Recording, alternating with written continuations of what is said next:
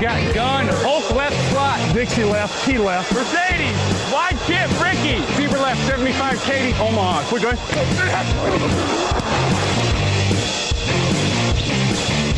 Last play of the game, who's gonna win it? Luck rolling out to the right, dumps it up to Donnie Avery, goal line, touchdown, touchdown, touchdown, touchdown! Hello, bonjour et bienvenue à tous dans l'épisode numéro 376 du podcast Jean Actu. Alain Mattei, très heureux de vous retrouver pour un nouveau débrief NFL, nouveau débrief NFL, on vous expliquera pourquoi.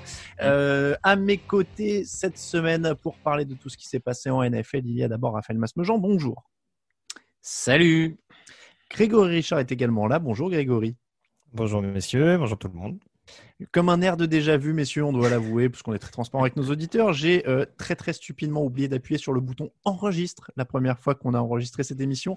Et comme on a les deux logiciels, enfin un logiciel où j'ai oublié d'appuyer sur « Enregistre » et le logiciel de sécurité qui a planté pendant l'enregistrement, et ben pour la première fois, on se retrouve à enregistrer 2 fois la même émission à la suite. Donc voilà, on va essayer d'être aussi pertinent que la première. On vous promet, c'était bien. Moi, Bah ouais, c'est dommage. Bon, elle était pas mal, mais on va essayer de faire aussi bien. Au programme cette semaine, la fessée, la correction, la volée, la piquette. Comme l'avait dit Raphaël dans son résumé de match, les Buccaneers ont pris cher. Oui, Raphaël, il sourit parce que j'ai fait le même lancement la première fois. Bah oui, va y avoir c'est un hyper air bien de là, c'est bien. Il va y avoir un air de déjà vu, fatalement. Les Buccaneers ont pris cher contre les Saints et on va évidemment en parler donc dans les affiches de la semaine. L'attaque des Bills, la défense des Giants sont aussi au programme, sans oublier Tua Tagovailoa et tous les autres matchs de la semaine. Beaucoup de belles choses dans ce débrief et c'est parti.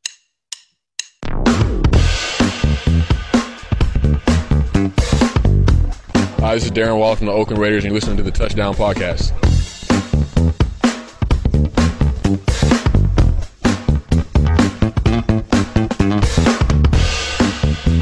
Avouez que c'était juste pour réécouter cette superbe ligne de basse que j'ai fait exprès de ne pas enregistrer la première. Comme ça, on peut l'écouter à nouveau. Messieurs, Buccaneers, 3, Saints 38. C'est dans ce sens-là puisque ça se jouait à Tampa Bay. La victoire donc très large de New Orleans dans ce match. Qu'est-ce qui vous a le plus étonné? La domination offensive des Saints ou la domination défensive des Saints? Ah, du coup, ça à moi. Ouais, on sait plus qui. Allez, Greg, lance-toi. La domination défensive, monsieur.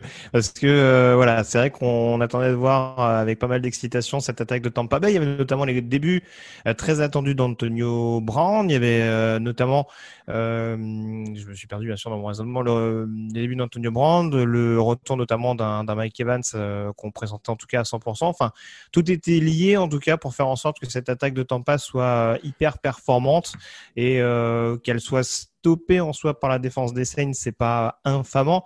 Après, de là à avoir les difficultés que l'attaque a éprouvées tout au long de la rencontre, avoir une ligne offensive qui a autant souffert, ce qui n'a pas forcément souvent été le cas cette année, ça s'explique difficilement. Seulement un field goal en fin de match, histoire de dire qu'on a marqué des points, mais en dehors de ça, c'est un contenu relativement pauvre et on peut quand même s'attendre à autre chose vu le casting qui nous est proposé. 194 yards seulement en attaque pour Tampa Bay, 13 first down.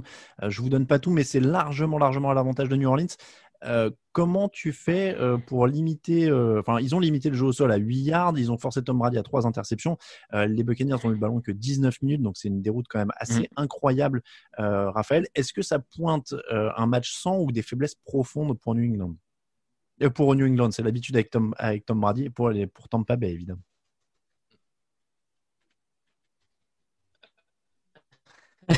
Un petit ça illustre des faiblesses profondes dans l'effectif de Tampa Bay.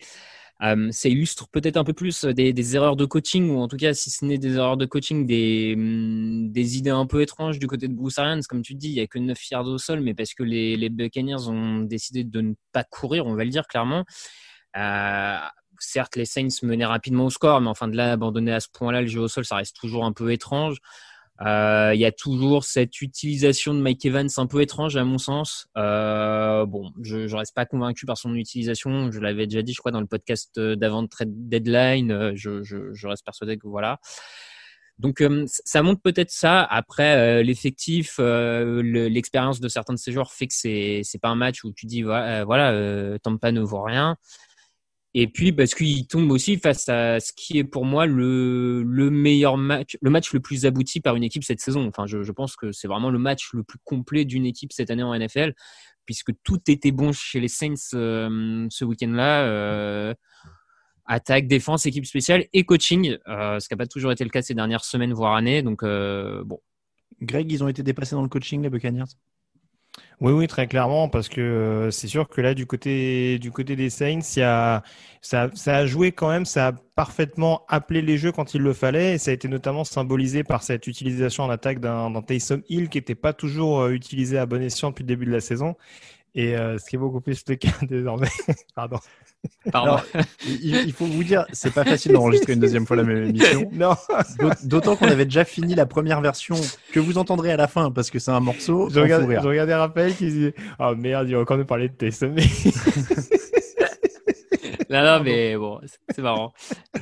Mais oui, voilà. En tout cas, il y a eu cette utilisation qui était beaucoup plus à propos. On était moins dépendant d'Alvin Kamara avec notamment le retour des principales cibles de Drew Brees, parce que et Michael Thomas et Emmanuel Sanders étaient de retour, alors qu'à l'inverse, du côté de Tampa, en effet, il n'y a pas grand-chose qui a souri, notamment offensivement. Enfin, on parle du jeu au sol, mais c'est quand même assez anormal de forcer autant sur des joueurs comme Antonio Brown qui vient d'arriver, ou sur Rob Gronkowski qui est quand même plus qu'en fin de carrière, qui est quand même relativement essoré. Et c'est peut-être un petit peu des réflexes qu'a pris Tom Brady, parce que c'est deux cibles qu'il connaît plus ou moins bien de son passage à New England. Il y en a une qui vit chez lui, donc en même temps. Oui, c'est sûr. Ouais. Mais voilà, c'est sûr que en tout cas, ça a rendu le jeu, l'attaque de Tampa Bay un petit peu caricatural, et ça a amené ce coaching staff à s'enfoncer petit à petit face aux bons appels qui étaient faits par le coaching staff des Saints. Bon, Brees a lancé 4 touchdowns, aucune interception, 12 joueurs ont capté des passes, 138 yards de sol.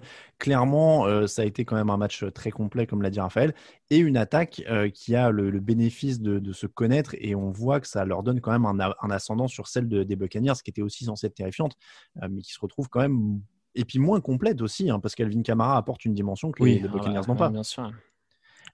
Complètement, cette dimension au sol et même au-delà du sol, parce qu'Alvin Kamara est tellement polyvalent que c'est même pas juste un coureur. On en avait parlé déjà, mais c'est presque un coureur numéro 1, receveur numéro 2, suivant. Ça pourrait presque être même le meilleur receveur dans certaines équipes de la ligue. Donc cette polyvalence qu'il a, clairement, les Buccaneers ne l'ont pas dans le backfield, et sur ce genre de match, ça fait la différence, mais sans avoir en plus à l'utiliser outre mesure. Et c'est ça qui est hyper intéressant pour ces Saints-là. C'est tu peux sortir des prestations offensives d'un tel niveau sans même suruser Alvin Kamara. Donc pour eux, c'est tout positif. C'est une victoire vraiment, comme même dire les Américains, statement, quoi. C'est vraiment une tape du poing sur la table. Ouais. Michael Thomas, 5 réceptions et 51 yards pour son retour. Il y a 2 victoires en 2 matchs pour les Saints face aux Buccaneers. Ils avaient quand même déjà frappé un grand coup en ouverture de la saison pour les calmer. Là, ils en remettent une couche alors que les Buccaneers avaient l'air de monter en température. Sans rentrer dans la psychologie de comptoir, on peut quand même dire que Tampa a été remis à sa place d'outsider et que maintenant, ils seront dans l'ombre de New Orleans jusqu'au playoff et jusqu'à preuve du contraire, Greg. Oui, non, c'est sûr. Après, voilà, Tampa sera pas forcément à négliger de par l'aspect défensif qu'on voit depuis plusieurs semaines. Et ça, on sait qu'en playoff, ça reste quelque chose de non négligeable. Après, voilà, les Saints, malgré tout, même si ça reste impensif, voilà, leurs meilleurs ennemis, ça reste eux-mêmes. On voit qu'il y a des matchs, notamment en playoff, où ils se tirent un petit peu des balles dans le pied tout seuls. Mais en attendant, d'un point de vue effectif, d'un point de vue expérience, notamment en coaching, voilà, Sean Payton a gagné un Super Bowl, c'est pas par hasard. Il y a ce qu'il faut pour prétendre rester la place forte de la division NFC Sud, et en l'occurrence, ils l'ont bien montré lors de leurs 2 confrontations face aux Bucs. On passe aux Bills 44, Seahawks 34. Les Seahawks mal préparés puisque Pete Carroll a expliqué, on les attendait au sol. Pas forcément le meilleur plan de jeu quand on sait que Buffalo a la 7e attaque aérienne de la ligue et la 26e au sol. On n'a pas vraiment compris ce qu'il cherchait, Pete Carroll, mais visiblement il l'a trouvé puisqu'ils se sont quand même bien fait allumer par cette équipe de Buffalo. Le retour de John Brown fait du bien quand même. Il avait joué la semaine dernière en étant peu ciblé. Là, il capte 8 ballons pour 99 yards. Raphaël, il change quand même cette attaque, John Brown. Oui, il change cette attaque.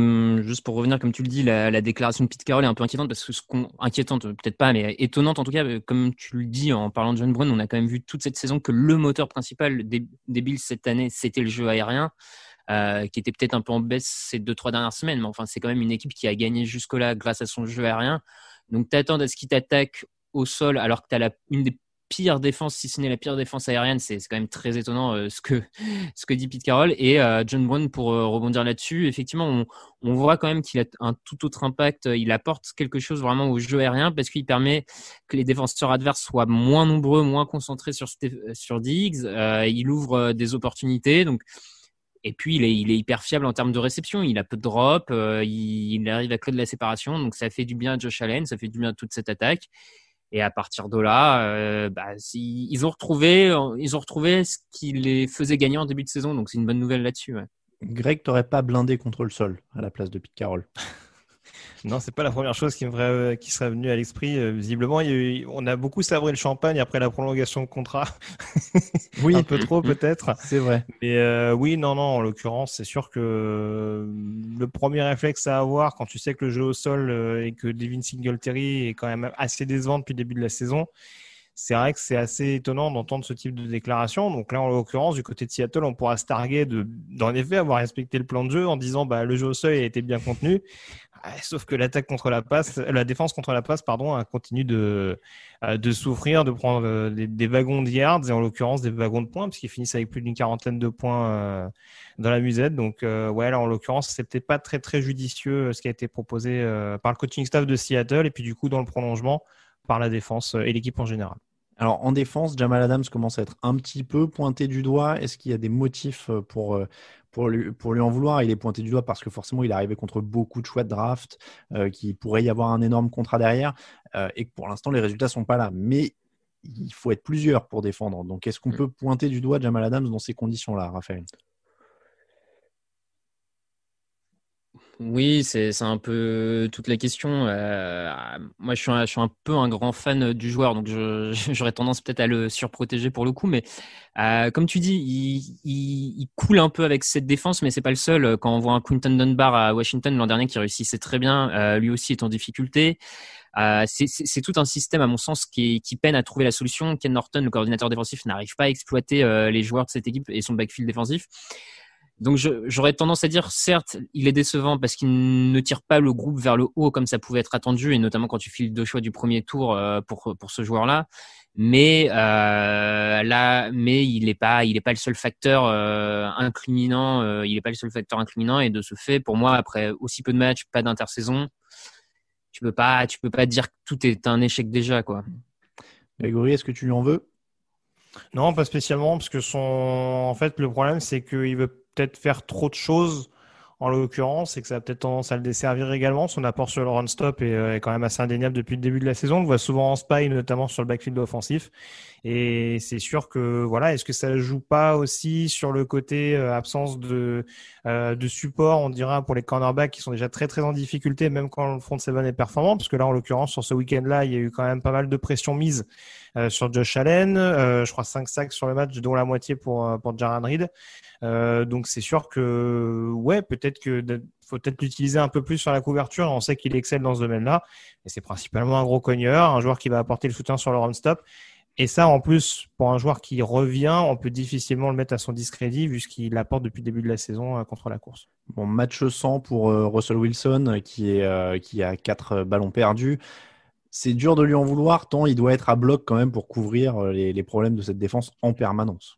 Ouais, c'est ça. C'est malgré ces 4 erreurs, son équipe met plus de 30 points. À un moment, tu crois au début de deuxième mi-temps, tu as même l'impression qu'il peut-être les faire revenir parce qu'ils enchaînent bien. Comme tu dis, aucun quarterback, même quand il marche sur l'eau, peut se permettre de faire une saison parfaite sans perdre un seul ballon, sans avoir un match moins bien. Enfin, ça reste un jeu d'équipe à 53. Si tu peux pas compter sur le collectif pour l'emporter à certains moments, ça sert à pas grand-chose. Donc clairement, il n'y a pas de reproche à lui faire outre mesure là-dessus. D'ailleurs, pour revenir sur la défense, ça avait beaucoup blitzé pour une fois. Il y a 7 sacs avec des sacs et notamment Jarian Reed qui est Ah actif. oui, c'est ça, vraiment. Mais voilà, derrière, c'est compliqué. C'est vraiment la couverture qui s'écroule, quoi. Donc, Greg, qu'est-ce qu'ils peuvent faire même tactiquement, tu vois, quand tu réussis 7 sacs, mais que derrière tu prends l'eau, comment t'adaptes ça, quoi? Oula, alors là, tu me demandes de Ah mettre bah, de je la veux un peau de plan Ken de jeu, moi. Norton. Donc, Je veux alors, un plan de jeu, moi. carrément un plan de jeu. Bah, écoute, non, mais de toute façon, il y a des automatismes qui vont arriver dans cette défense. Il y a un Carlos Dunlap qui vient d'arriver, qui n'est pas déshonorant sur sa première sortie. Il y a forcément des choses qui vont se mettre en place un peu plus pour rendre ce pass rush encore plus intimidant. C'était pas dur vu ce qu'on voit depuis le début de la saison. Mais ouais, peut-être pour exposer encore moins ce backfield. Mais voilà, je le répète, peut-être justement avoir un groupe de safety peut-être un peu plus porté sur la couverture. En effet, sachant qu'en plus, bon, on a des linebackers qui peuvent courir. Hein. KJ Wright dans cet exercice, c'est pas mal aussi. Donc, bon, honnêtement, je pense que voilà, faut le temps de laisser les choses se mettre en place. Là, c'est sûr que sur ce match-là, contre une équipe de Buffalo qui était en dedans, mais qui s'est clairement relancée sur ce match-là, un petit peu à la surprise de tout le monde. Voilà, faut voir éventuellement comment ça va être recorrigé. Après, si je veux être un peu cynique, je m'inquiéterais aussi un petit peu pour Ken Norton parce que malheureusement, les ajustements, là en plus, on lui met quand même un defensive end de niveau Pro Bowl dans les pattes, si je peux parler ainsi. Bon, on attend quand même que ça progresse parce que sinon, je pense que son aventure à Seattle, en tout cas en tant que coordinateur défensif, va prendre fin plus rapidement que prévu. Pourquoi ils n'ont toujours pas recueilli Dan Quinn qui erre dans les États-Unis? Bonne question. Ouais, ça je peut dis venir. défensif, Attends, pourtant. c'est pas... Bah ouais. Bon, Buffalo, en un mot, on attend un test défensif un peu plus costaud quand même pour s'emballer sur Josh Allen MVP, tout ça. Oui, moi je te rejoins On attend de voir. là-dessus. Washington 20, Giants 23. Que fait un match de NFCS dans les affiches de la semaine? On se le demande, mais figurez-vous qu'ils sont dans la course au play-off. L'histoire de ces dernières semaines, c'est la défense des Giants. Correct. 13e en NFL sur les points encaissés, 15e sur les yards encaissés. Milieu de tableau NFL, ça veut dire très haut en NFC. Comment ils font ça malgré un effectif beaucoup moins talentueux que Philadelphie, beaucoup moins talentueux sur le front seven que Washington, qu'ils ont affronté dans ce match-là. Où est-ce qu'il y a eu des progrès notables dans cette défense des Giants, qui fait que désormais elle est honorable?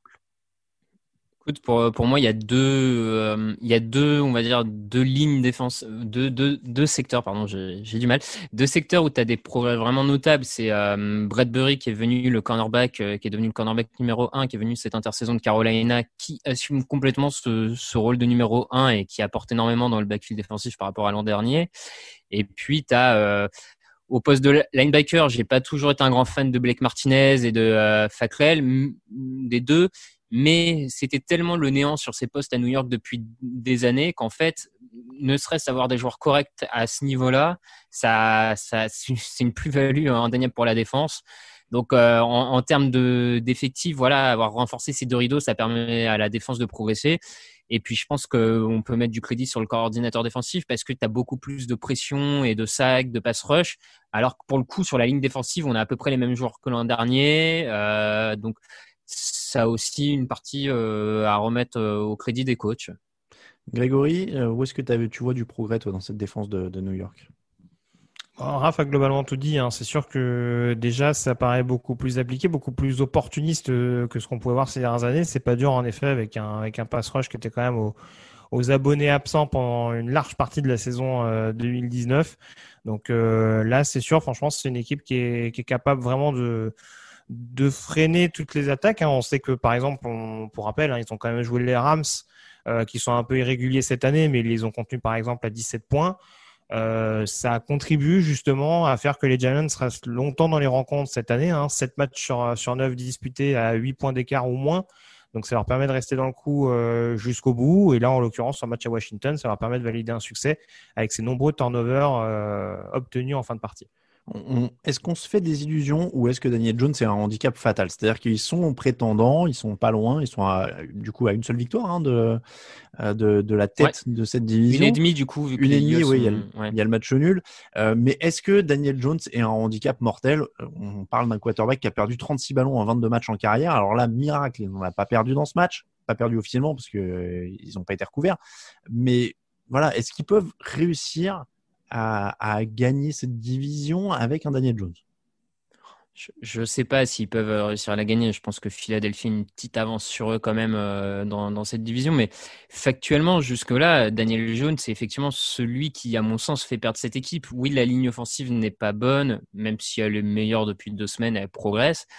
Il fait perdre cette équipe parce qu'il perd beaucoup trop la balle et que, encore une fois, là, il a un fumble sur un des derniers drives qui aurait pu coûter la victoire à son équipe parce que derrière, cette perte de terrain rend la balle j'allais dire aux feux Redskins, mais à la football team.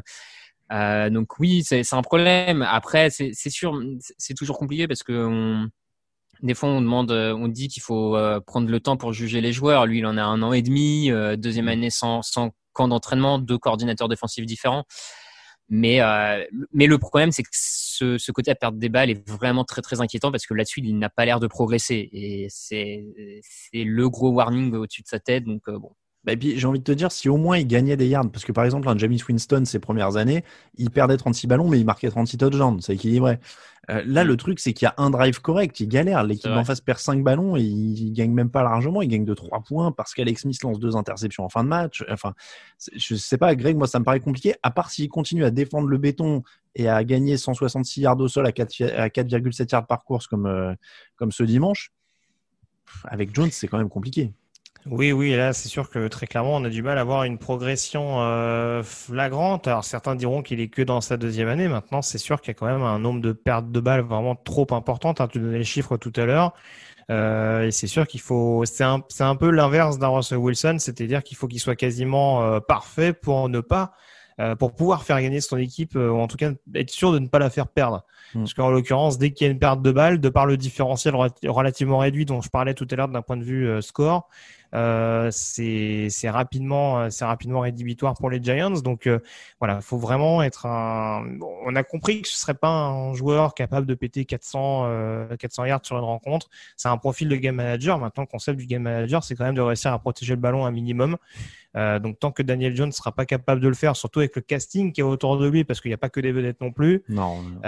Voilà, c'est sûr que les Giants, malgré le peu d'espoir qu'ils ont dans cette division tristement abordable, ça va quand même se réduire comme peu de chagrin au fur et à mesure des semaines. Alex Smith est le nouveau titulaire de Washington. 3 interceptions sur ce match, 2 très difficiles. Alors, il n'y a pas de jeu au sol vraiment pour l'accompagner. Il n'y a qu'un seul receveur. C'est pas le même problème parce que c'est un meilleur quarterback foncièrement que Daniel Jones. D'ailleurs, les Giants avec Daniel Jones, avec Alex Smith, ce serait peut-être leader de division. Mais c'est pareil, est-ce qu'ils ont une chance de s'en sortir?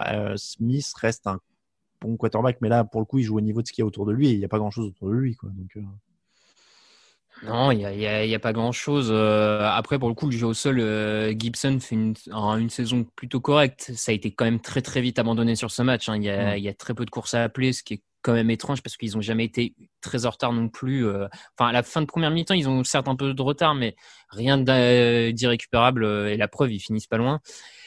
Maintenant, je pense que le Smith qu'on a là est encore un peu plus limité que par le passé, donc je vois pas très bien quelle est la destination et vers quoi veut tendre Washington, offensivement en tout cas, cette saison. Donc, bon. Greg, ils sont toujours derrière Philadelphie et outsider dans son division. Oui. Après, voilà, c'est une équipe où il y a de la reconstruction. On le sait très bien. Il y a l'idée, je pense, de toute façon, cette année, on en parlait en début d'année, c'est d'avoir un Joe Judge qui estime un petit peu le niveau des différents postes à sa disposition, et on voit que ils sont pas non plus à la rue sur tous les postes. En tout cas, voilà, en attaque, ils vont quand même récupérer ses coins de parquet, donc il va falloir se concentrer sur les quelques postes à besoin. On sait qu'ils ont du flouze. Du pognon. Alors, on s'est beaucoup marré lors du premier enregistrement sur les expressions. Oui. De la lovée, me disait Alain, je crois. Oui, il paraît qu'il faut dire ça quand on est jeune.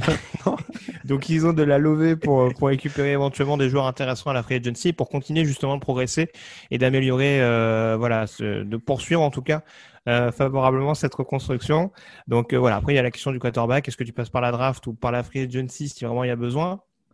Mais voilà, il y a des questions qui vont se poser, et c'est sûr que le poste de quarterback, comme d'autres, ça laisse quand même augurer le fait que les Giants ont une marge de manœuvre intéressante s'ils veulent vraiment progresser et redevenir de nouveau dominants dans cette NFC Est. Alors, je crois qu'on se regarde en rigolant avec Raphaël. C'est juste parce que tu n'avais pas compris ma question. Je posais la question sur Washington à la base. Et donc, Ah merde, pardon. Mais c'est pas grave. Pardon. Non, mais du coup, j'ai commencé à me demander, mais est-ce qu'il a mis le robot de la première émission qui sans réécouter la seconde, j'étais interrogé. Je me suis dit, mais il faut que je la place, c'est important. Non, mais alors, Donc, tu as bien fait de parler pépette, oseille, pognon. Oui, Washington a de la maille aussi, hein, faut pas croire. Non, franchement, ça peut se faire. Et là, en l'occurrence, le fait qu'ils perdent en plus contre les Giants, là, ce sera peut-être plus du coup au niveau de la draft qui pourront éventuellement trouver leur bonheur, parce que ça peut être une draft plus intéressante que prévu sur la position et le top 5 tend les bras à Washington. Donc oui, dans la même idée. Je pense que voilà, sachant que défensivement, ils ont quand même bien reconstruit, ou en tout cas, ils vont être très très intimidants pendant quelques années maintenant. Donc ouais, en attaque, il y a pas mal de choses à remettre dans le bon sens, donc poste de quarterback qui peut en effet leur permettre de faire meilleure figure, puisque Raphaël le disait, il y a quand même des joueurs assez prometteurs comme Gibson, McLaurin, etc. Je me permets, j'ai fait une petite recherche en même temps sur le site monnaie-magazine.com. On apprend qu'on peut dire l'artiche, l'avoine, les balles, le beurre, les bifetons, le blé, la brique, les carbures, les douilles. Enfin voilà, il y en a plein. Hein. Le flouze y est. Je pense que c'est le mot qui a le plus de synonymes au monde. Hein. Ouais, la maille, l'oseille, la patate, les pépettes, le pèse, les picaillons, le pognon, les radis, le rond, le talbin et la thune. Et sur wiktionary.com, l'OV, étymologie. Alors attends. Incertaine. Oui, attends. Ah non, c'est ça. Définition argot sous somme d'argent. Problème, on n'avait plus un lové. Voilà. Très bien. Note, ce mot est le plus souvent utilisé au pluriel. Voilà. Voilà. Mais c'est pour notre côté jeune, là, tu vois, on a un nouveau mot. C'est ça. Alain qui cherche à nous donner un côté jeune, hein, je veux dire. Mais non, mais c'est parce encore une fois. On assume la trentaine, Alain. Hein, qu'est-ce que tu veux que je te dise ? Non, mais c'est ce que je disais. Moi, quand je t'ai entendu dire flouze, je me suis senti bien parce que je me suis dit, j'aime bien quand Greg il essaie de dire des mots d'argot. Il est comme moi, tu vois, il a de l'argot des années 90 et je me sens moins seul, tu vois, parce que. Bon, sur ce petit jingle et la suite des matchs. Actu, analyse, résultat, toute l'actu de la NFL, c'est sur touchdownactu.com.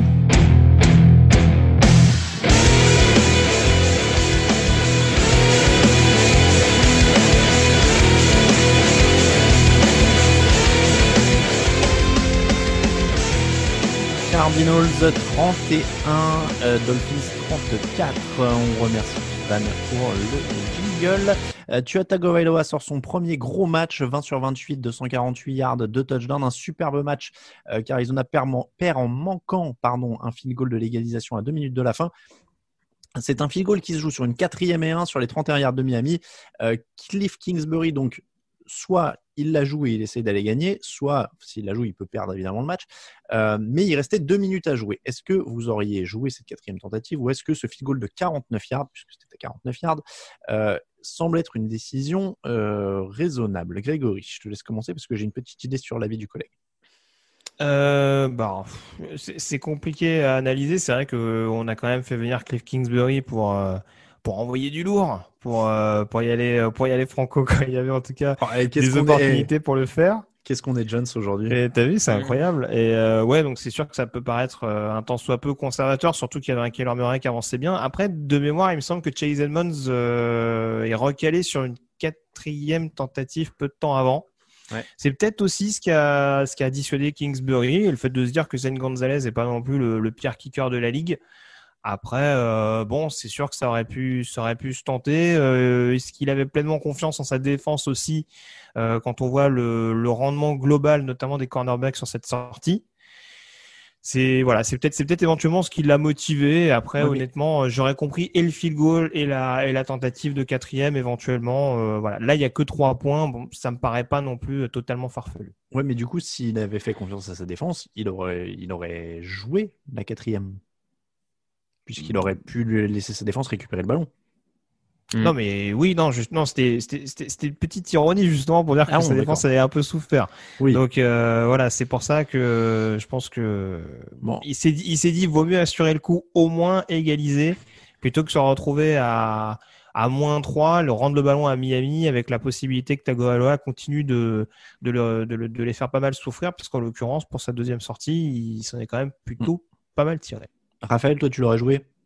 Oui, moi je l'aurais joué. Greg parle de la 4-1 ratée par Chase Edmonds un peu plus tôt dans le match, mais tu as aussi une 4-2 réussie par Kyler Murray à la course un peu plus tôt dans le match. Voilà, on a quand même vu un Kyler Murray qui a encore fait beaucoup de mal à la défense adverse par sa capacité à sortir de la poche. Ça me paraît assez improbable à 2 minutes de la fin de ne pas jouer la victoire en donnant la balle du match à ton quarterback, avec aussi potentiellement des options comme d'Andrew Hopkins, rappelons-le, à la réception.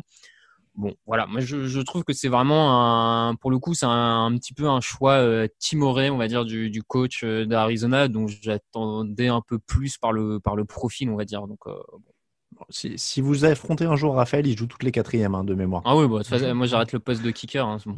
Ah, mais ça, on est d'accord. Plus d'équipe spéciale, on s'en fout. Tagovailoa, c'était le bon choix sur ce match, en tout cas, parce qu'il avait eu du mal sur le premier. Là, pour le coup, c'est quand même une très belle sortie du gaucher de Miami, le seul gaucher maintenant de la ligue, face à un Kyler Murray plutôt déchaîné aussi. Après, c'est deux styles différents. On est plus... c'est pas pocket passeur pour Tagovailoa, mais on est plus dans la poche quand même, là, Greg.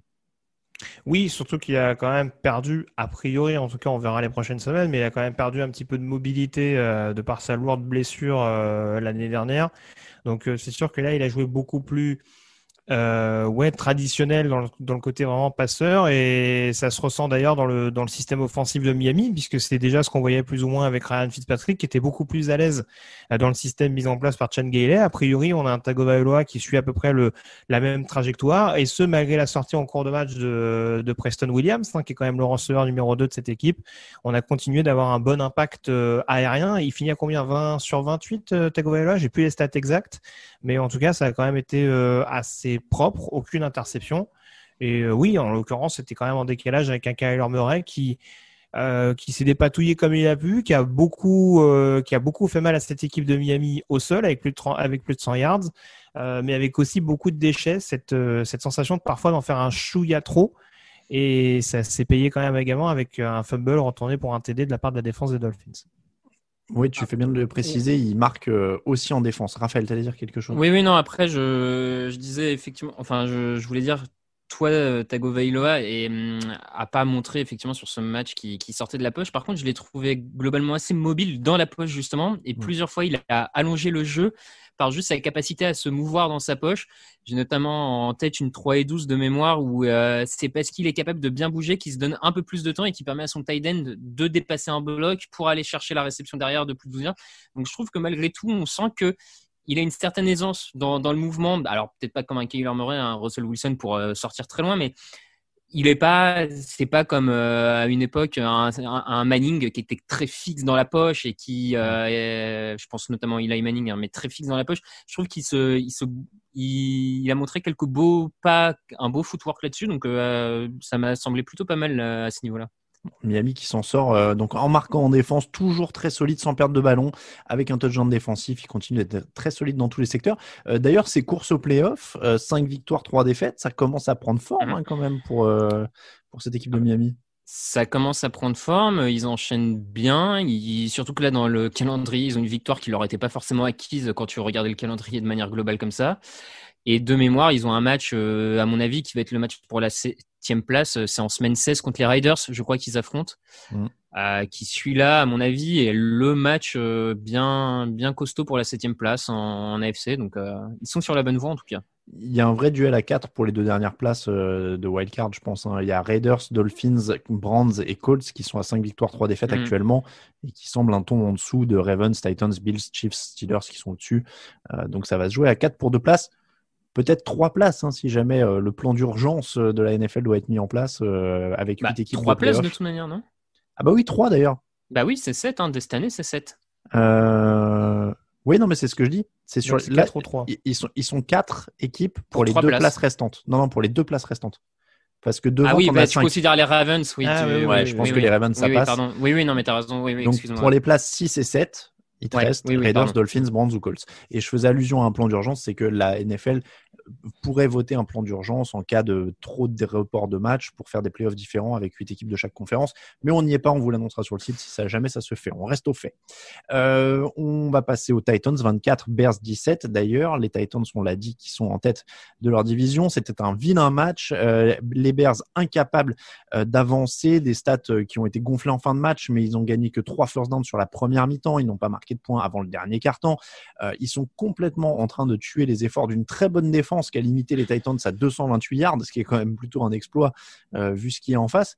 Est-ce qu'il y a une solution offensive, Grégory, pour Chicago aujourd'hui pour relancer cette saison? Ah oui, tout à fait. Je pense qu'il faut changer je pense qu'il faut changer le running back, malheureusement. Pourtant, j'aime beaucoup David Montgomery, mais c'est sûr que j'en avais déjà parlé plus tôt dans la saison, mais malheureusement, l'impact du backfield offensif dans une attaque qui est déjà plus que poussive, c'est un euphémisme de le dire, mais en l'occurrence, c'est vrai que le jeu au sol est quand même assez calamiteux. Plus petit nombre de TD depuis le début de la saison, plus petit nombre de yards. Si on prend uniquement les équipes qui ont joué les 9 matchs depuis le début de saison, pas une seule sortie à plus de 100 yards, à au moins 100 yards en tout cas. Et sur ce match-là, il fait un fumble qui est retourné pour un TD. Il loupe une 4e qui aurait pu être intéressante pour Chicago pour lancer le match offensivement. Ça fait quand même un petit peu beaucoup au niveau du casier, si je peux parler ainsi. Mais voilà, je sais que Tariq Cohen est blessé jusqu'à la fin de la saison. Mais je pense que ce ne serait pas un luxe du côté de Chicago de tester d'autres options au niveau du jeu au sol pour voir éventuellement si ça pourrait être un peu plus concluant. Parce que là, certes, le play call offensif n'est pas fabuleux. Mais si en plus, il y a un running back qui est en plein doute et qui est d'une inconstance chronique, ça va commencer quand même à faire limiter pour espérer atteindre les playoffs. Bon, après, il n'y a pas beaucoup d'imagination ou de solution. Au niveau du quarterback, on ne touche pas. Enfin, ça ne changerait plus rien, quoi, Raphaël. Non, ça ne changerait pas grand-chose. Je pense que c'est vraiment globalement toute cette attaque n'y arrive pas. La plus grosse course sur ce match, c'est 11 yards par Barkevius Mingo sur un fake punt. Voilà, pour donner une idée de où ils en sont en termes de jeu de course et même d'attaque. Ils sont offensivement, ils n'y arrivent pas. Le casting, le play call, rien ne fonctionne vraiment. Et comme tu dis, ça tue complètement cette défense qui a très bien joué et des Titans qui, même en étant complètement bloqués en attaque, avaient quand même 17 points d'avance tellement l'attaque de Chicago n'était pas capable de produire. Donc là, ils sont dans une situation où, à part tout faire péter en attaque, je vois pas très bien quelle autre solution tu as à ce niveau-là. Enfin, Bon, les Titans ont eu besoin d'un touchdown défensif de Desmond King pour tuer le match à 17-0. Derrière, il n'y avait plus grand-chose. Encore une fois, les Titans s'en sortent avec des belles actions, notamment d'Edge Brown, qui est une de leurs stars en devenir. Il a 23 ans, 4 réceptions, 100 yards, un touchdown. Mais c'était vraiment le minimum syndical. Est-ce qu'il faut s'inquiéter pour eux ou alors est-ce qu'ils sont tombés sur une très bonne défense et il faut passer la semaine prochaine? Un petit peu des deux, je pense, parce que c'est sûr que quand tu regardes globalement leur série offensive, il y a quand même 7 free and out et à peine, on va dire, 3 actions conclues par des points. Quand ils arrivent à obtenir cette première tentative, ils peuvent être dangereux, mais en l'occurrence, sur ce week-end-là, ça n'a pas été hyper évident. Après, voilà, il y a un côté ombre, un côté lumière avec cette équipe qui est quand même assez impressionnant. Ils peuvent marcher sur Buffalo, comme ils peuvent se faire dominer de la tête et des épaules par Cincinnati. Donc, c'est une équipe à qui, a priori, en attendant leur double confrontation face aux Colts, la FC Sud est promise. Mais bon, il va falloir, je pense, montrer autre chose s'ils veulent vraiment surprendre en attaque, malgré le rendement assez satisfaisant, notamment du trio offensif Tannehill, Henry, Brown. Chiefs 33, Panthers 31, gros retour de Christian McCaffrey, 151 yards gagnés au total, 10 réceptions. Les Panthers qui ont bien accroché les Chiefs, qui font un beau match, qu'est-ce qui leur a manqué pour finir, pour achever ces Chiefs qui sont décidément inarrêtables, ou en tout cas quand on leur laisse 5 minutes pour faire la différence? Raphaël. Écoute, moi je vais regarder le côté peut-être un peu trop fan des Chiefs, mais moi je pense qu'il y a justement à l'heure actuelle, il n'y a pas tellement de solutions en fait pour arrêter cette attaque des Chiefs. C'est que quoi qu'il arrive, quel que soit le match et le contexte, elle trouve toujours la solution. Contre Buffalo, c'était par le jeu au sol. Là, c'est 3 drives explosifs où ils enchaînent 3 touchdowns. Carolina n'arrive à répondre que sur un seul des 3 drives et derrière, t'es déjà en retard et tu cours pour les rattraper. Donc, moi, je pense que malheureusement pour Carolina, à l'heure actuelle, il y a un effectif trop court pour battre Kansas City et en plus une équipe de Kansas City qui, à mon sens, je vais pas dire pied sur le frein, ça serait peut-être trop ambitieux non plus, n'exagérons pas, mais qui a cette capacité à être létale quand elle le souhaite et à tourner le match en sa faveur. Donc, malheureux. Moi, j'ai pas tellement de solutions pour battre les Chiefs, donc je pourrais pas vraiment te répondre. Alors, techniquement, quand je dis ce qui leur a manqué, c'est un field goal de 67 yards pour la victoire. Ça aurait été un record NFL. Hein, donc c'est un peu. C'est très très lointain. Mais il y a eu un bon Teddy Bridgewater, il y a eu un bon Christian McCaffrey, aucun ballon perdu.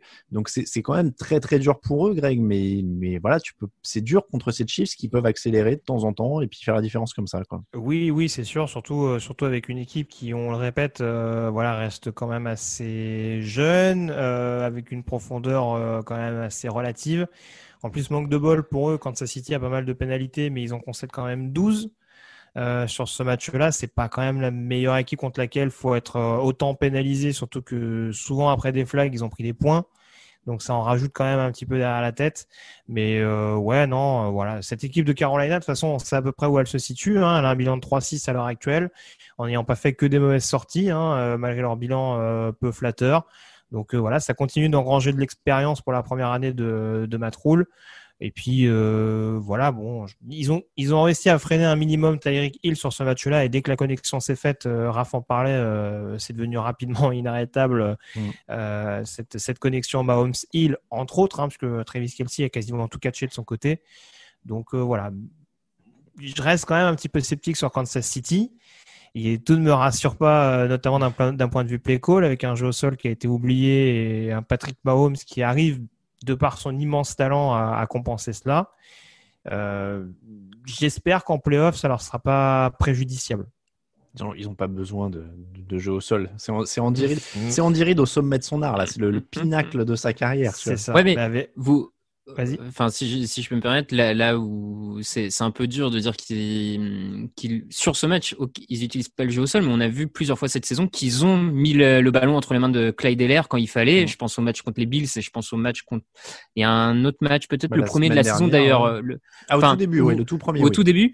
Donc quand il faut passer donner le ballon aux coureurs, ils savent le faire cette saison, ils le font bien. Moi, je pense juste que sur le moment, Andy Reid connaît parfaitement vraiment son attaque et que sur le moment, c'est Mahomes, Mahomes a la main chaude. Donc, juste quand Mahomes a la main chaude, tu lui donnes la balle. En fait, je comprendrais même pas qu'on lui donne pas de ballon, en fait, tellement il est. Je suis d'accord avec toi, sauf que sur ce match-là, ils se retrouvent quand même en difficulté, notamment en première mi-temps, alors que face à eux, ils ont quand même une équipe dont le run-stop est quand même loin d'être fabuleux, qui se fait souvent marcher dessus par les coureurs adverses. Donc, ils n'aient pas une seule fois exploité cette clé-là. Ça en dit quand même un petit peu long sur le play call un petit peu incertain, je trouve. Après, encore une fois, Andy Reid, ça reste Andy Reid. J'ai pas de souci là-dessus. Mais il y a une ligne offensive qui est un peu plus poreuse. Sur un match de play-off, je prends l'exemple des Steelers, qui ne sont pas croisés pour l'instant. S'ils arrivent à leur poser des difficultés à la passe, il ne faudrait pas que le jeu au sol manque de rythme, parce que ça aussi, on l'a vu 2-3 fois quand même. Il y a toujours un moment où ils font sauter le bouchon, quoi. C'est comme en playoff l'an dernier, même au Super Bowl, tu vois. Et moi, je maintiens, c'est le Andy Reid Project. Je pense qu'il va essayer de gagner un Super Bowl avec 0 course. Et à la fin de. Tu sais, il y a les gens, ils font des mic drops. Andy Reid, il va faire un burger drop et il s'en va comme ça. Il va faire, allez, 0 course. C'est fait. C'est fait. J'ai jamais réussi avec McNabb, j'ai jamais réussi avec Vig, 0 course. Hop. En tout cas, tranquille pour Mahomes, 372 yards, 4 touchdowns, aucune interception. Et il est le joueur le plus rapide à avoir lancé 100 touchdowns en carrière. Il lui a fallu 40 matchs, alors qu'il en avait fallu 44 à Dan Marino. Colts 10, Ravens 24. Philip Rivers est-il suffisamment entouré, messieurs? C'est une des questions qui se posent dans un match. Finalement, à leur portée, en tout cas en première mi-temps, il n'y a que 56 yards pour les Ravens. Et puis finalement, il n'y a que 10 points à la fin pour Indianapolis. Alors évidemment, c'est contre une des meilleures défenses de la ligue. Mais voilà, les jeunes receveurs d'Indianapolis n'ont pas vraiment d'impact. T.Y. Hilton n'est pas là, il est blessé. Est-ce que finalement, Rivers s'est pas retrouvé dans un truc où, en effet, il a enfin une bonne ligne et il a peut-être moins de cibles qu'ailleurs finalement? Ouais, je sais pas trop. Moins de cibles qu'ailleurs, je sais pas. Au Chargers, c'était son problème également de pas avoir de cibles. Là, en l'occurrence, tu l'as dit, il a une meilleure O-line. Moi, ce que j'ai du mal à comprendre, c'est pourquoi on continue de le mettre dans cette position-là et dans cette difficulté. On a déjà vu sur d'autres matchs cette saison que quand Philip Rivers était le principal dépositaire de l'offense des Colts, et je parle dans des proportions assez importantes, puisque là, en l'occurrence, c'est 43 passes et 21 courses. Quand il était vraiment le dépositaire majeur de cette attaque, ça fonctionnait pas forcément bien. Alors certes, il y a un Jonathan Taylor qui perd un ballon, mais qui avait marqué un touchdown au préalable. Je trouve ça assez étonnant qu'on ne se soit pas focalisé sur lui, et le fait qu'on mette peut-être également un petit peu trop de pression sur lui, ça le dessert autant que de pas forcément avoir d'autres receveurs d'impact que T.Y. Hilton. Donc voilà, est-ce qu'il faut vraiment attendre monts et merveilles de Philip Rivers à 40 ans avec, comme tu le dis, un casting qui n'est pas non plus sensationnel? C'est ce qui m'interroge un peu sur les décisions qui ont été prises par Indianapolis. Surtout quand on voit, malgré le score, le fait que l'écart n'était pas monstrueux entre les deux formations. Par contre, je sais pas ce qu'il t'a fait, Rivers, mais il a 38 ans. Il n'a pas 40. Ah bon? J'étais persuadé qu'il avait 40, pardon. Raphaël, est-ce que cette équipe des Colts, elle déçoit un petit peu? Je dirais déçoit peut-être un peu offensivement, déçoit offensivement un peu parce que Rivers était censé venir pour faire un peu passer un palier à cette attaque qu'on avait vu très limitée l'an dernier par Jacoby Brissett. Or là, on voit que c'est pas tellement le cas parce qu'en confiant plus de responsabilités au quarterback, on n'obtient pas des meilleurs résultats en attaque. Donc ça pousserait à dire qu'effectivement, il faut peut-être trouver plus d'équilibre. On a l'absence d'un Marlon Mack qui fait pas de bien au jeu au sol, mais avec une telle ligne offensive, tu devrais quand même donner plus de ballons. Après, je te rejoins un peu. Je trouve quand même qu'il manque de cibles et que autant en milieu de carrière, le San Diego, il pouvait faire 100, où il a bien fait 100 globalement. Autant là, peut-être qu'à 38 ans, c'est un peu plus compliqué. Donc, ils sont décevants sur cet aspect-là. Après, défensivement, c'est difficile de leur reprocher quoi que ce soit parce défensivement, ils font une très belle première mi-temps face à Baltimore. Ils craquent un peu plus en deuxième mi-temps parce qu'ils se sont bien exposés sur leur défense de zone qui prend un peu plus cher au centre du terrain dans cette zone un peu, cette sorte d'interzone. Mais bon, ils font un match pas dégueu et si t'enlèves le touchdown défensif, ils prennent pas non plus une poignée, un train de points. Donc non, c'est sûr. Ça nous amène justement vers l'autre chose dans ce match, c'est que les Ravens continuent de ne pas impressionner, en l'occurrence, avec une attaque qui ne gagne que 266 yards. Pour le coup, là, on est loin. C'était quasiment ce qu'ils gagnaient au sol par match l'an dernier, tellement ils étaient forts. Ils sont clairement maintenant dans le wagon qui est derrière tout ce qui est Steelers, Chiefs dans la FC. Ils sont plus parmi les incontestables favoris. Oui, ils sont un peu derrière parce qu'il y a ce problème offensif. Après, je sais pas si c'est un wagon très long et très loin derrière. J'en suis pas certain, notamment par rapport aux Steelers. Mais ils sont moins offensifs, hein. Enfin, ils sont moins efficaces en attaque. De mémoire, je sais que Grégory avait des doutes sur cette ligne offensive avec les départs qu'il y avait eu. Là, en plus, avec Ronnie Stanley blessé, ils ont plus de difficultés à imposer le jeu au sol. Et puis, moi, je reste assez méfiant, on va dire, sur le casting aérien. Parce que l'an dernier, une de leurs forces, par exemple, c'était d'avoir ce duo de tight end Hurst-Andrews pour attaquer la défense adverse. Là, ils ont plus que Andrews, donc je trouve ça déjà moins efficace. Et Marquise Brown n'arrive pas à émerger comme une vraie menace extérieure régulière, constante. Et je trouve que ça fait un peu de mal à cette attaque malgré tout. Quelque chose à ajouter sur les Ravens, Greg, ou on passe au suivant? Écoute, j'ai presque envie de te dire, on continue malgré le rendement assez délicat des Ravens ces derniers temps, de les considérer comme des candidats plus que crédibles au playoff. Et je pense que Baltimore y sera. Je pense que là, présentement, même si tout n'est pas fabuleux, l'idée, contrairement à ces dernières années où on marchait sur tout le monde en fin de saison régulière et où on se cassait les dents en playoff, c'est peut-être justement avant tout de gagner les victoires, de se remettre un petit peu dans le bon sens après cette défaite concédée à domicile face au rival Pittsburgh.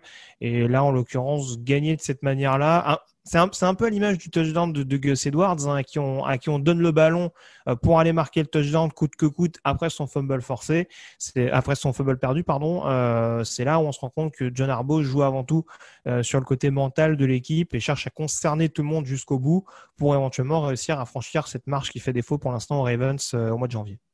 Cowboys 19, Steelers 24. Ça devait être une balade. Finalement, les Steelers ont eu beaucoup de mal à se défaire de Dallas, notamment parce que la ligne offensive des Texans a bien tenu contre la défense des Steelers.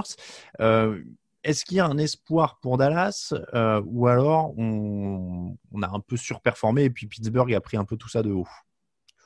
Ouais, je pense qu'on est un peu dans cet entre-deux, comme tu dis. Dallas fait clairement un peu mieux, ne serait-ce dans l'attitude. Il y a vraiment de la combativité sur ce match. Et il y a des receveurs qu'on revoit enfin un peu, alors que le jeu aérien, ces 2-3 dernières semaines à Dallas n'existait plus. Donc forcément, ça donne une meilleure image.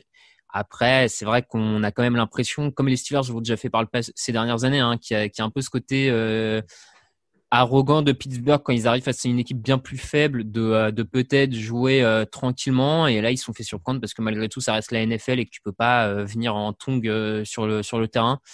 Et puis, il y a eu quelques trucs un peu étonnants de la part du play call des Steelers. Moi, j'ai notamment un snap où ils envoient TJ Watt couvrir un receveur adverse. Alors TJ Watt est très bon, il n'y a pas de souci, mais je pense quand même qu'il est plus fait pour saquer le quarterback adverse que pour couvrir les receveurs. Donc bon, voilà, un match un peu étrange, pas si facile à mon sens pour en tirer quoi que ce soit sur les Steelers. Mais Moi, je sais qu'on va me dire que j'ai une dent contre Tomlin, mais 43 secondes à jouer, 4e et 1 sur les 15 yards de Dallas. Tu as le field goal qui te donne 8 points d'avance. Et du coup, bon, avec tout le respect que j'ai pour Garrett Gilbert, en théorie, tu peux défendre à peu près tranquillement avec ta défense derrière sur 43 secondes. C'est un peu comme tu disais, l'arrogance. Il joue la 4e, il la rate puisqu'il envoie James Conner plein centre, exactement comme la semaine dernière sur une autre action décisive. Et du coup, il donne quand même une occasion à Dallas de gagner parce qu'il n'y a que 5 points du coup d'écart, donc il pouvait aller gagner avec un touchdown sans même la conversion. Donc c'est un peu étrange. Comme tu le dis, c'est peut-être un peu à l'image de ce match dont en effet il n'y a peut-être pas grand-chose à tirer en dehors du fait que Ben Roethlisberger, qui en plus a été placé sur la liste Covid il y a quelques heures, s'est blessé au genou. Mais en dehors de ça, je suis pas plus inquiet que ça pour eux et je suis pas plus rassuré que ça que pour Dallas, Grégory.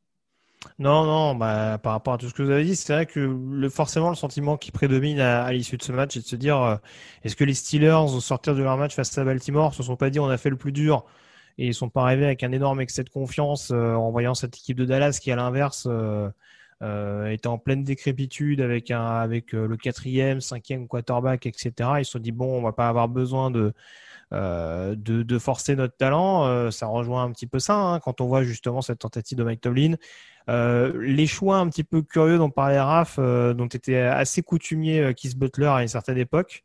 Donc ça m'étonne pas trop en l'occurrence qu'il fasse ce type d'appel un petit peu farfelu, mais ouais, là en l'occurrence il s'en sort plutôt pas mal, malgré en plus un play call offensif un petit peu curieux, parce que malgré la blessure de Ben Roethlisberger pendant le match, on s'est évertué vraiment à lui faire lancer le ballon, alors que à un moment donné, même en fin de match, il n'y a pas forcément urgence particulière. Donc ouais, non, c'est sûr que voilà, ça peut éventuellement les amener à se refocaliser un petit peu, à se dire bon, on a pris peut-être ce match un petit peu à la légère. Là, on va se refocaliser pour éviter des pièges de ce genre-là. Après, j'ai des doutes de toute façon, vu ce qu'on voit depuis le début de la saison régulière, sur le fait qu'ils finiront invaincus, qu'ils finiront à 16-0. Oui, mais bon, là, en l'occurrence, perdre à Dallas après le coup de force d'avoir été gagné à Baltimore, ça aurait quand même fait un peu tâche sur le CV de cette saison. Bon, un mot sur Dallas quand même. Garrett Gilbert a été meilleur que Ben DiNucci. Et on rappelle que je crois qu'il a été élu meilleur joueur de l'AAF et ils avaient gagné le titre avec Orlando pour ce que ça dit. Après, en plus, ils perdent Trevon Diggs sur ce match. Donc, ça reste quand même une équipe qui est pas particulièrement bien placée pour gagner sa division, même faible division. Mais ça reste très compliqué quand même. Alors, ils sont même très bien placés pour finir dernier de la NFC, on peut le dire. Voilà, on va conclure là-dessus. Alors, Chargers 26, Raiders 31. Les Chargers sont encore perdus dans les dernières secondes. 2 passes incomplètes en fin de match qu'aurait donné la victoire à cette équipe. Et évidemment des choix de coaching un peu douteux qui ont mis Raphaël dans un état de joie non contenu, si je me rappelle. Parle-nous bien. d'Anthony Lynn, Raphaël. Oui. Non, mais ce match où les deux équipes finalement sont au coude à coude, pour moi, se fait vraiment. C'est sur la différence de coaching que le match se remporte pour les Raiders. Parce que d'un côté, on a un Gruden qui a fait confiance à Derek Carr, qui a un peu lâché la bride en le faisant plus jouer en profondeur que ce qu'il n'a l'habitude, en lui demandant de pousser, de forcer un peu. Et notamment quand il a un enchaînement de 2 drives où il fait 2 passes en profondeur, une pour Agholor qui donne un touchdown, une autre pour Renfro, et ça fait bien avancer le drive. Enfin, voilà, c'est ponctué par de la réussite. Alors que l'autre côté, c'est tout le conservatisme, j'ai envie de dire, d'Anthony Lynn, qui se retrouve avec la balle de match avec 4 minutes à jouer, 3 temps morts, et qui finalement finit par jouer la victoire sur 2 actions à 5 secondes de la fin, alors qu'il avait quand même 4 minutes pour marquer un touchdown. Donc, gestion du chrono catastrophique, avancée trop lente. Et puis après, voilà, face à la end zone, qu'est-ce que je voulais que je vous dise? Le mec appelle 2 fades à la suite. Voilà, des passes qui n'ont aucune chance de réussir ou très peu. C'est complètement débile, c'est une buse. Voilà. Greg, est-ce que c'est la différence s'est faite sur le coaching? Bah, en l'occurrence, là, sur ce match-là, les Raiders ont été plutôt bien coachés, ont bien exécuté. Raph le disait, il y a peut-être éventuellement l'erreur de Derek Carr qui permet aux Chargers de récupérer enfin, je dis l'erreur, le fumble en l'occurrence, en fin de première mi-temps, qui permet aux Chargers de récupérer le momentum et de pointer en tête à la pause. Après, sur le reste, ils ont quand même été globalement opportunistes. Ils ont quand même rarement douté. Ils ont souvent été en tête dans ce match malgré le fait de jouer à l'extérieur. Ils capitalisent en plus sur une autre énième erreur des Chargers, à savoir ce muff punt de KJ Hill en fin de match qui leur permet notamment de repasser devant sur field goal. Donc voilà, c'est sûr que ils avaient 2 matchs pièges à l'issue de leur bilan de 3 partout avec des déplacements chez les Browns et chez les Chargers, qui n'étaient pas des matchs évidents. Ils gagnent les 2 avant un calendrier relativement un peu plus favorable au cours de la fin novembre et du mois de décembre pour éventuellement prétendre à cette 5e, 6e place. Alors 5e, on l'a dit, c'était un peu compliqué, mais en tout cas au moins 6e spot peut-être au niveau de la conférence américaine. 160 yards au sol, Derek Carr avec 2 touchdowns et quelques actions décisives. Ils sont dans leur registre, les Raiders. C'est pas super fort sur le papier, mais c'est solide quand il le faut. Donc c'est presque l'inverse des Chargers, d'ailleurs, qui ont tout le talent mais pas le coaching. Donc c'est plutôt pas mal et en effet, ça se dirige toujours vers les playoffs. Jets 27, Patriots 30. Les Jets ont presque failli gagner. Il leur a manqué un quart-temps. Joe Flacco était titulaire pour ce match. Il s'en est plutôt bien sorti avec la présence de tout le groupe de receveurs de New York, qui fait quand même une différence. Est-ce qu'il y a un espoir qu'ils en arrachent un d'ici la fin de l'année? Oui, c'est possible parce qu'au final, quand tu réfléchis historiquement des saisons à 0 victoire, il y en a quand même que très peu dans l'histoire de la Ligue. 2. Je crois qu'il y en a que 2, Lions ouais, et c'est Browns. ça, 2. Donc c'est quand même la preuve qu'il y a un moment où tout le monde finit par en arracher une en semaine 17 quand tu es face au repos, en semaine 16 quand une équipe fait des repos. Enfin voilà, t'arrives toujours à choper un truc. Donc pourquoi pas, comme tu dis, le retour de l'ensemble des receveurs fait du bien. Après, bon. Oui, il joue Chargers, Dolphins, Raiders, Seahawks, Rams, Browns, Patriots pour finir la saison. Bon, ça vous si on veut être mauvaise langue, on dira qu'ils peuvent taper les Browns. C'est vrai. Sur un match en plus en 16e semaine. Ça serait quand même vachement Browns de perdre leur qualif en playoff chez les Jets. C'est ça. Oui. À 0 victoire. Enfin, il n'y a rien de plus Cleveland. Et puis, ce serait très Cleveland de dire non, 0 défaite, c'est nous. C'est pas vous. Non, mais après, pour le coup, voilà. Ce qui est déjà une bonne chose, je sais pas s'ils finiront à 0-16, mais en tout cas, ce qui est déjà beaucoup mieux, c'est que on a vu quand même une certaine forme d'envie du côté des Jets, qu'on voyait clairement pas sur les 8 premières semaines. Alors certes, en face, on a une première mi-temps où les Pats, notamment la défense, n'étaient pas très très concernés, me semblait pas en tout cas de mon point de vue très très concernés, mais en tout cas de bout en bout, les Jets se sont aussi donné les chances de gagner parce qu'ils ont enfin donné l'impression d'un point de vue global et plus particulièrement offensivement de par l'apport de Breshad Perriman et de Denzel Mims, voilà, on les a vraiment sentis intéressés par le fait de s'imposer et ce serait bien que ce soit pas occasionnel sur des matchs en prime time contre les Patriots. Voilà, que ce soit au moins le cas toutes les semaines et que les fans des Jets puissent se dire à la fin de la saison, bon, peu importe le bilan, j'ai presque envie de dire, au moins on a un minimum la fierté de voir notre équipe jouer et se battre jusqu'au bout, quoi, ce qui est quand même le minimum à ce niveau-là. Bon, les Patriots, eux, continuent de bricoler. Ça a été surtout au sol, des imprécisions en profondeur, notamment pour Cam Newton, mais bon, il a le truc de pas abandonner. Ils ont réussi quelques actions défensives, mais ça reste du bricolage quand même du côté de New England cette année. Hein. Ouais, c'est un peu de bricolage, comme tu dis. Newton a au moins le mérite de rester combatif et ça, c'est tout à son honneur. Enfin, on l'a encore vu sur cette fin de match où, pour le coup, il a été récompensé comparé à la semaine dernière où il perd le ballon sur la dernière série. Après, oui, c'est le jeu au sol qui est mis en avant, mais qu'ils expliquent par une ligne offensive ouvre des brèches assez intéressantes, un jeu au sol qui est plutôt efficace dans ce système de comité avec Harris, White, Burkhead. Bon, c'est pas comme ça qu'ils iront en play-off, hein, clairement. Faudra forcément passer un moment s'ils veulent espérer y aller, parce que techniquement, c'est pas encore mort. Hein, mais bon, c'est compliqué pour les Patriots cette année entre les blessures, la transition, le machin. Ouais. Vikings 34, Lions 20. Superbe match de Dalvin Cook qui a marché sur Détroit. 22 courses, 206 yards, soit 9,4 yards par course. Il était quasiment un first down par course. On est sur un top 3 coureur de la ligue maintenant qui porte l'attaque des Vikings à lui tout seul, hein, puisqu'ils ont décidé de ne plus passer dans l'idéal. Oui, bah c'est un bon football années 30 hein, à ce niveau-là. Mais en même temps, tant mieux pour eux, parce que Dalvin Cook, franchement, est absolument excellent. Il a plus de 5 yards de moyenne de portée depuis le début de la saison. Il transfigure cette attaque. Il y a vraiment, depuis le début de la saison, on a vu une attaque avec lui et une attaque sans lui. Ça me semble assez indéniable. Donc, ça marche. Ça marche contre les Lions. Et je pense que Greg voudra revenir dessus. Mais c'est bon, tant mieux. C'est une clé. C'est sans doute pas la clé pour aller très loin, mais c'est au moins la clé pour arrêter de perdre. Greg, il a d'autant plus de mérite que justement tout le monde s'attend pas à ce que Kirk Cousins lance pour 400 yards par match, quoi. Oui, c'est ça. Après, je regardais Kirk Cousins, toujours pas perdu contre Détroit, je crois, depuis son arrivée du côté de Minnesota. Bon, vous me direz, c'était pas il y a 10 ans. Oui, j'allais dire, quel exploit en plus. Ouais, Détroit, je suis pas sûr que ce soit pour ça qu'il a été signé à Pont d'Or. Non, mais bon, je sais pas, c'était peut-être sur une des clauses, une petite case à remplir. Faut pas trop moins de fois un adversaire de division, je sais pas, mais bon. Non, ça c'était pour la petite parenthèse. Après, je rejoins ce qu'a dit Rav. Globalement, c'est sûr que Dalvin Cook, son impact est non négligeable. Après, sans vouloir justement, mettre de côté son impact personnel, mais c'est vrai que quand on voit également ce qu'est capable d'apporter son backup Alexander Mattison, on voit que cette équipe de Minnesota, autant sur la ligne offensive et sur le pass pro, il souffre beaucoup depuis bien de trop nombreuses années. Par contre, sur le jeu au sol, pour libérer des brèches, c'est quand même assez impressionnant.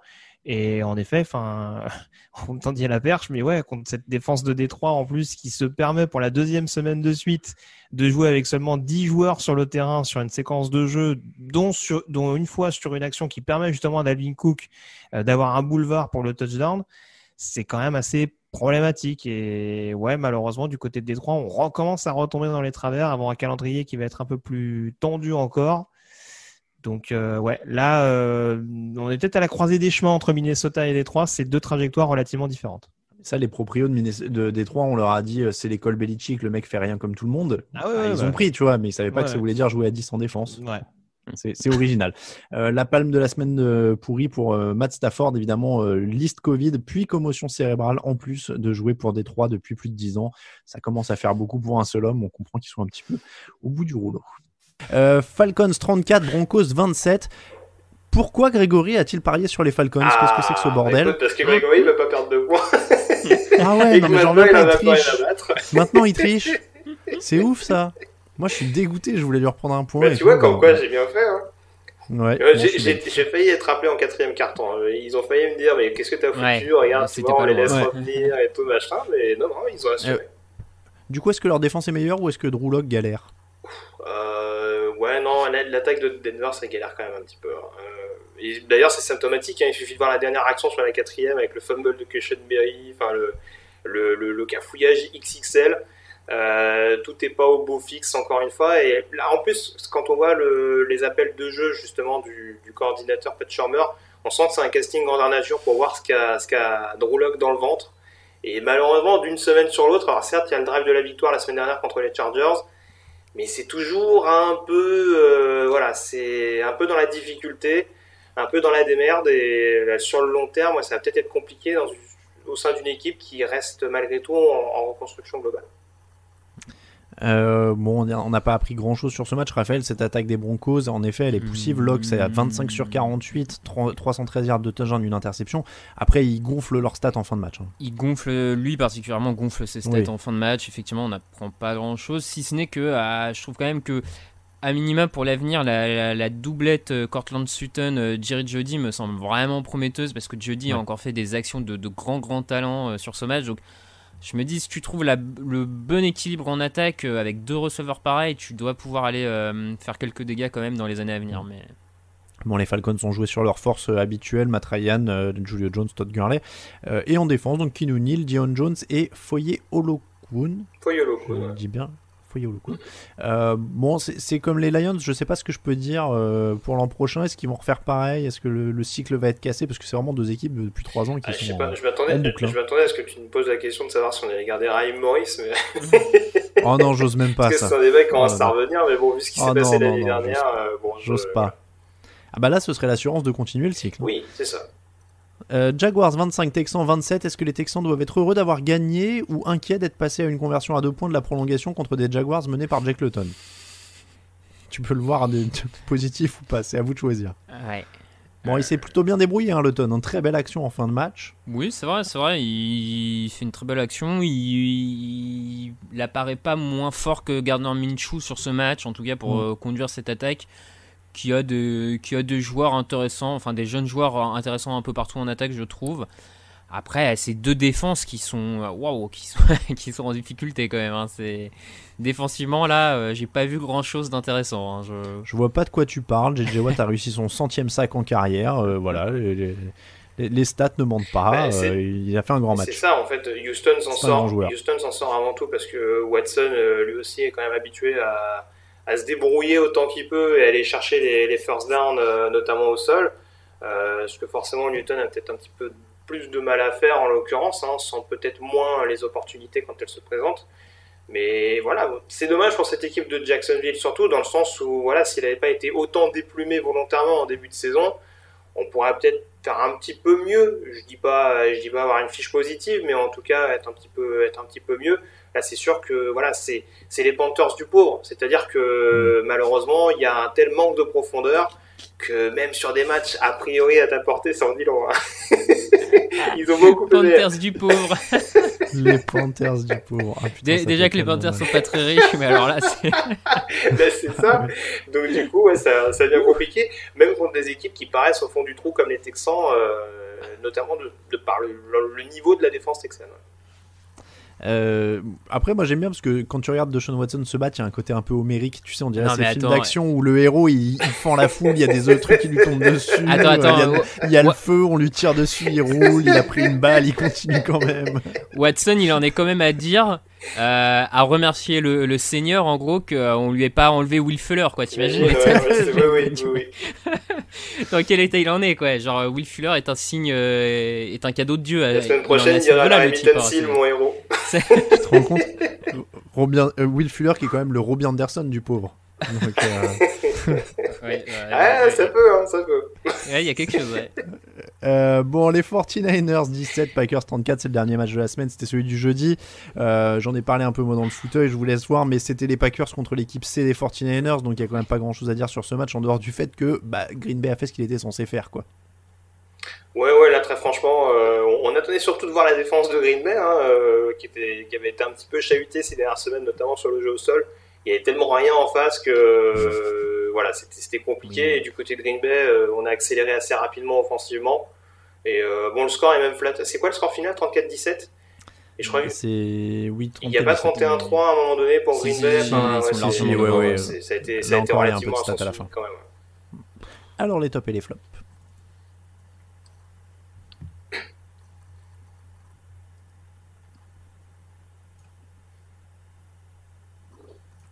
Les tops et les flops de la semaine, je vais laisser Raphaël commencer parce que je sais qu'il a une bardée de tops. Le cadeau empoisonné. C'est gentil ça, c'est gentil de me mettre comme ça. Ok. Je suis désolé, je balance parce qu'avant l'émission, t'as dit que tu galères un peu. Mon flop, Alain Mattei.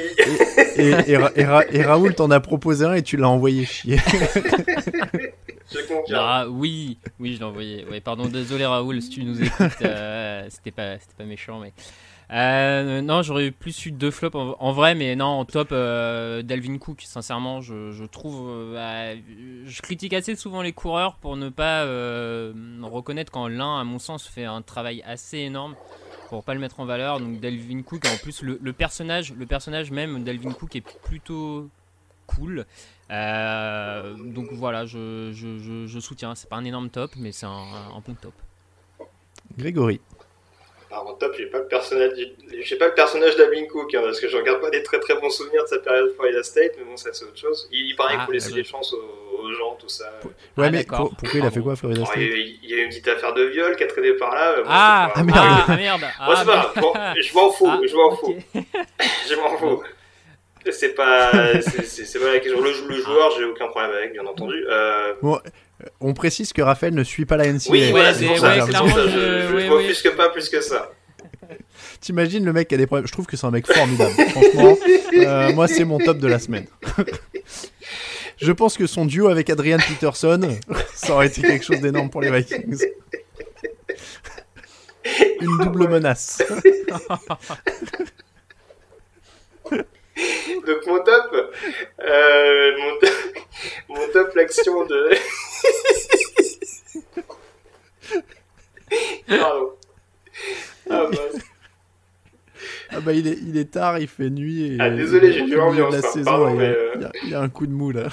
Non, mon top, les Dallas Cowboys avec leur action sur équipe spéciale, la passe latérale notamment qui a rendu cette rencontre un peu plus excitante parce que malgré tout, c'était pas non plus un festival du côté d'Arlington. Donc voilà. Et j'aime bien mettre les équipes spéciales en avant pour rappeler que Matthew Slater mérite sa veste de Hall of Famer. Donc bravo aux Cowboys. C'est vrai que c'était une belle action la passe latérale d'ailleurs. Tiens, en parlant de mec sympa qui vient de Florida State, je réalise que mon top c'est Jameis Winston. Oh non. Oh non. Mais non, mais ils ont joué ensemble en plus. Ils ont joué ensemble. Ouais. Mais non, mais parce que j'avais trouvé l'image de Jameis Winston dans le vestiaire des Saints quand même très sympa. Et qu'en cette période de Covid, je suis à la recherche de toutes les images positives possibles pour me donner le moral. Donc je trouvais que la vidéo de Jameis Winston et Sean Payton qui dansent dans le vestiaire des Saints rentrait directement avec le dernier clip de Julien Doré dans ma rotation du soir pour avoir un peu de bonheur. Voilà. Et juste du coup... Raphaël, tu veux dire quelque chose? Oui, on t'entend mal. Florida State, c'est pas la même université que celle avec Hernandez, les frères Pouncy, tout ça? C'est pas la même université. Non, c'est l'autre Florida. Ah ouais, non mais voilà, c'était ma question en fait. N'étant pas certain, je me disais sinon c'était une vraie usine à... Ah mais Florida c'était une vraie usine aussi. Hein, mais, Florida State c'est moins distingué. Okay. Mais alors attention, Dalvin Cook, la plainte a été retirée. Mais bon, il y a toujours le bénéfice du doute et bon, visiblement il avait quand même un comportement un petit peu douteux. Mais, Très bien. Après, Raphaël, je sais pas si tu connais les comptes Florida Man ou Florida Man. Ah mais si, exact. Avec toujours les Floridiens font n'importe quoi. Ouais. C'est ça. C'est pas que les facs. Apparemment, c'est généralisé. La Floride, c'est quand même un état très particulier, de ce que j'ai compris. C'est vrai. Du coup, c'est quoi? On est au flop alors. Raphaël. Flop, j'en ai deux, donc je vais faire très vite. L'interception accordée à Marcus Peters. Alors là, il va falloir m'expliquer comment ça peut être une interception. Alors, tu vois que les mecs dans la end zone les receveurs doivent se battre pendant 10 minutes pour garder le ballon. Là, Marcus Peters, s'il le touche, c'est interception. Après, il fait 3 pas. C'est ce qui fait que... Non, il tombe en arrière, donc il met 3 fois le pied par terre. On est d'accord, mais malheureusement, dans ce qui a été révisé... pour mettre à jour la règle après les nombreuses polémiques, c'était de dire qu'il faut qu'il y ait au moins 2 pieds d'appui. Là, malheureusement, il n'y a pas. Même si moi, sur le principe, je suis d'accord avec vous, la patte, pour moi, elle est incomplète. Mais du coup, le mec retombe au sol, donc forcément, à un moment, ses pieds vont toucher le sol. Disons que c'est un peu déstabilisant, cette décision. C'est un peu déstabilisant. Et puis, je réinsiste, mais si Anthony Lynn étudie un peu les stats NFL, il tenterait pas 2 putains de fade, et je le redis, à 4 secondes de la fin, juste pour prouver... Non mais, pour prouver que ça sort pas de n'importe où quand même. L'an dernier, seulement 12% des fades tentés dans les 10 yards adverses ont été des passes complétées, que 12% sur toute une saison pour toutes les équipes. Donc à 87%, c'est un jeu qui ne marche pas. Et là, le mec en sort 2 à la suite. Voilà, moi c'est tout. C'est pour moi. Grégory, ton flop? Mon flop, je suis un peu obligé. Takaris McKinley qui était cuté très récemment par les Atlanta Falcons. Là, en termes de personnage, on est pas mal aussi. C'est quand même un défenseur un petit peu particulier. Enfin, on l'avait vu notamment le jour de sa draft arriver sur le podium avec le portrait de sa grand-mère. Bon, en soi, il n'y a pas de problème, hein. Mais il a pas l'air d'être tout seul dans sa tête, ce bonhomme. Donc je pense qu'Atlanta a bien fait de s'en séparer. Le problème du portrait de la grand-mère, c'est quand il a commencé à venir avec sur le terrain, qu'il essayait de rusher en Non. d'une main. Et Non mais voilà, sur le principe, ce qui pouvait paraître mignon le jour de la draft, l'est beaucoup moins 4 ans plus tard, parce que tu te rends compte que oui, c'est un joueur qui a quand même quelques petits problèmes de personnalité. Et voilà, il peut dire blanc un jour, noir le lendemain. Enfin voilà, c'est quand même un peu dommage, parce que c'est un joueur qui avait été assez prometteur lors de ses premiers mois du côté d'Atlanta. Et bon, il y a eu des soucis de blessure, il y a eu un manque de production. Et ce besoin absolument de vouloir se considérer comme le nouveau pass rusher de la ligue, alors que bon, ça reste un joueur relativement quelconque, hein, 17 sacs et demi en carrière en 4 ans, c'est pas non plus ce qu'il y a de plus ébouriffant.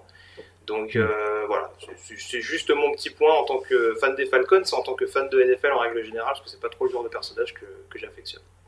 Mais d'ailleurs, il y avait une vraie énigme dans son tweet là où il disait je voulais qu'ils m'échangent, ils ont refusé ça, j'ai 17 sacs et demi en carrière. Il voulait dire que c'est bien ou que c'est pas bien? Non, justement, il dit I only. C'est ça en plus. Le mec dit vous vous rendez compte, je suis plus de merde et ils m'ont pas pris pour un deuxième tour. Et c'est pour ça qu'il dit que le gars, je sais pas, il y a un problème. Le gars, c'est split. Je me rappelais plus du only. Ouais, non, mais c'est pour ça. Après, bon. On fera difficilement croire qu'il était au courant des tours de draft qu'on voulait pour le récupérer. Donc, à mon avis, voilà, c'est du jeu d'agent. Bon. Il y a peut-être son agent qui lui a un peu monté la tête. Bon, bah, mon flop, moi, c'était l'interception sifflée à Philip Rivers par Marcus Peters aussi. Donc, je rejoins Raphaël. Je comprends pas ce qui s'est passé à ce moment-là, clairement. Philip Rivers non plus, hein, d'ailleurs, on l'a pas dit, mais il était bien chaud sur le truc. Et Peters a parlé en conférence de presse et il a dit je pensais que c'était une interception, mais j'ai parlé à Philippe, il était pas d'accord. Genre, ouais, no shit. Tu m'étonnes. Bon, bah c'est comme ça que se termine l'épisode 376 du podcast où on a quand même, je pense, éclaté notre quota d'injures pour l'année parce qu'on a lâché quelques petits. Oui, Raphaël, il a lâché quelques petits putains. Moi, j'ai lâché quelques petits trucs aussi. Bon, on l'a dit, on arrive là. Dans la mi-saison, on a lâché notre fou rire de l'année aussi. C'est comme ça donc que se termine le 376. Merci à tous ceux qui nous soutiennent sur Tipeee. N'hésitez pas à les rejoindre. Vous avez encore été très nombreux cette semaine. On rappelle qu'il y a des porte-clés en plus qui sont rajoutés dans les contreparties. Nico Cado, Thomas H, APSKW, Tom, Marco, Hervé, Rémi, Chatillot, Coro Pockels, Rio et Arnaud Doucet. Merci à vous de nous soutenir. N'hésitez pas aussi, vous pouvez nous soutenir, je le dis très peu souvent et pas assez sur le podcast, mais n'hésitez pas à mettre des commentaires et des 5 étoiles sur iTunes, comme ça, sur Apple Podcast, je veux dire maintenant, parce que je suis vieux. N'hésitez pas à mettre ça sur Apple Podcast, ça permet de remonter un peu le podcast dans les classements, et ça fait toujours du bien, et évidemment, plus vous êtes nombreux, et mieux c'est. Merci beaucoup, messieurs. Toujours un plaisir. Merci. Et pour nous retrouver, évidemment, Twitter @TDActu, Facebook @TDActu, Instagram @TouchdownActu, @Raphaël_TDA et @Yellow Radio, ça pour mes deux camarades sur Twitter, @AlainBTI pour moi-même. On vous rappelle que toute l'actu de la NFL, c'est sur touchdownactu.com, tdactu.com si vous voulez aller plus vite sur votre clavier. Merci beaucoup de nous suivre. On se retrouve jeudi pour la preview de la semaine 10. Ciao, ciao.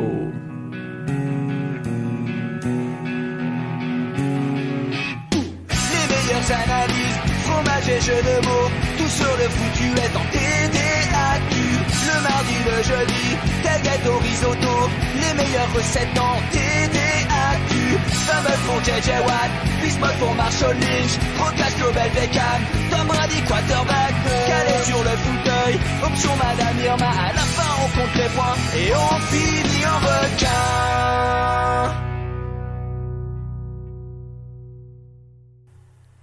Bon, excusez-moi pour ma tête bizarre dans la visio, messieurs. T'as oublié d'enregistrer Non, c'est juste que mon logiciel d'enregistrement a planté. Non. Donc, je m'excuse auprès de nos auditeurs si le son n'est pas tip-top, c'est que vous entendez la version de notre visioconférence plutôt que la version qu'on enregistre en local, parce que là, j'ai eu un gros problème. Mais t'avais enregistré sur ta piste. Ah non. Ah non. Aïe aïe.